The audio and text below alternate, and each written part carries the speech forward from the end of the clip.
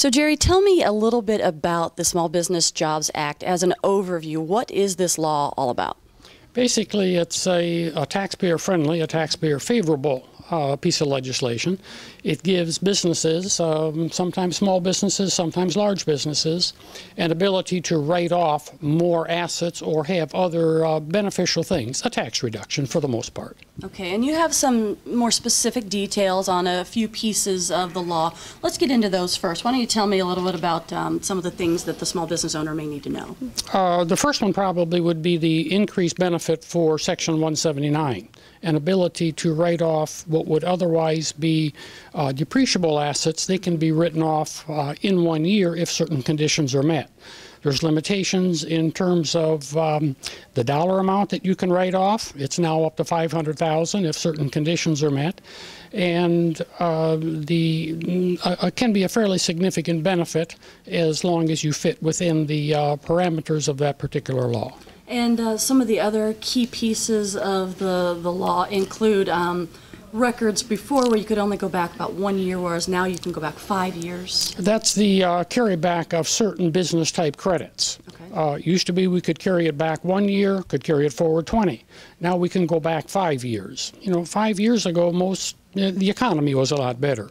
There was taxes paid, 5 years ago for many businesses. Mm-hmm. Now, if you have credits that have not yet expired, they can go back as much as 5 years. Now, that's for credits earned in 2010. There could be carryover credits going into 2010. They can only go into the 2010 year or forward. Okay. All right, explain to me what the bonus depreciation is all about. Bonuses depreciation it's somewhat different than Section 179 that we just talked about. Bonus depreciation allows any business to write off certain personal property or 50% of that personal property in the year of acquisition. 179, had some limitations. Bonus has less limitations. Bonus can apply to any type of business, irregardless of the size. Okay. And one last component to talk about. You mentioned before about S corporations. So some businesses fall in that category, others don't. What is this particular element about? Many of the small businesses are S corporations. And one of the drawbacks with an S corporation, that was previously a C corporation. If you fit into that category, and if when you elected your S status, you had assets that had appreciated in value, then you would have to hold those assets for as much as 10 years. If you did not, you would have a tax to pay at the corporate level, usually at a flat 35% rate.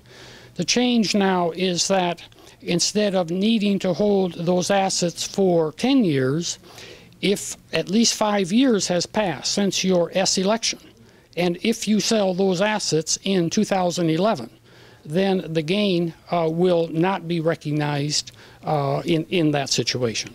There seem to be a lot of changes, some of them not huge changes, but little changes that can really affect businesses. In your opinion, what are we going to see happening from this law?